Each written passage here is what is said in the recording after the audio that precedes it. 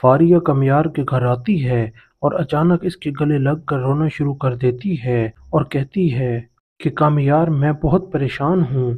मेरी अम्मी के पास वक्त बहुत कम बचा है। इससे पहले कि कामियार कुछ कहता, आयरा वहां पहुंच जाती है। कामियार इसे देखकर घबरा जाता है। आयरा गुस्से में कहती है कि बाबा ठीक कहते थे, तुम इस काबिल नहीं हो कि हमारे साथ रहा जाए। वो इसी वक्त अपना सामान पैक करना शुरू कर देती है।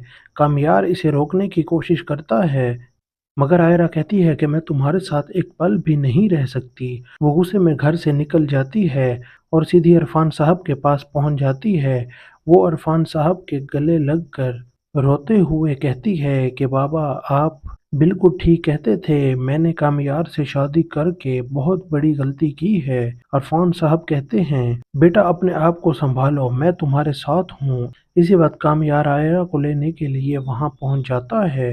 अरफान साहब कहते हैं कि बस बहुत हो गया, अब मैं तुम्हें अपने बेटी के बिल्कुल भी करीब नहीं आने दूंगा, और वो कामयार को वहां से भगा देते हैं। इस वक्त आयरा की अम्मी के चीखने की आवाज़ आती है कि आयरा होश में आओ।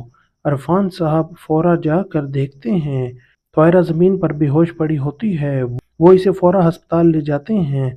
वहाँ डॉक्टर आयरा को चेक करके इसकी अम्मी से कहते हैं कि मुबारक हो, आप नानी बनने वाली हैं। ये सुनकर वो बहुत खुश हो जाती हैं। जब वो लोग घर वापस आते हैं तो आयरा की अम्मी अरफान साहब से कहती है कि आप कामियार को ये सारी बात बता दें।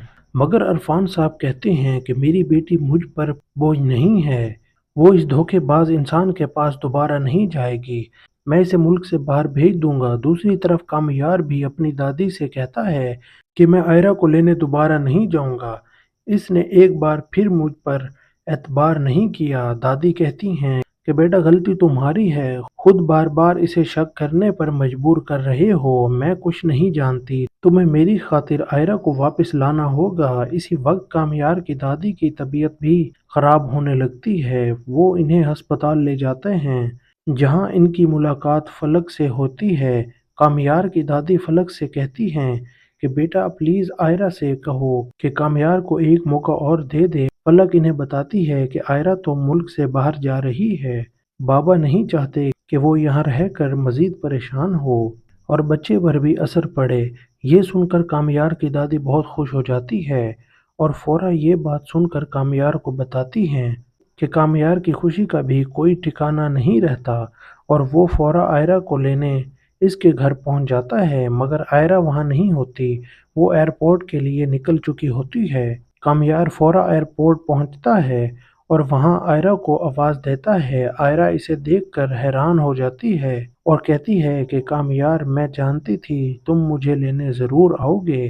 कामियार कहता है, आयरा प्लीज़ मुझे एक मौका और दे दो, मैं खुद को बिल्कुल बदल लूँगा, तुम्हें शिकायत का कोई मौका नहीं दूँगा। इस तरह कामियार को अपनी गलती का एहसास हो जाता है और वो खुद अपनी गलती को बदलने की कोशिश करता है और ड्रामे की हैप्पी एंडिंग हो जाती है।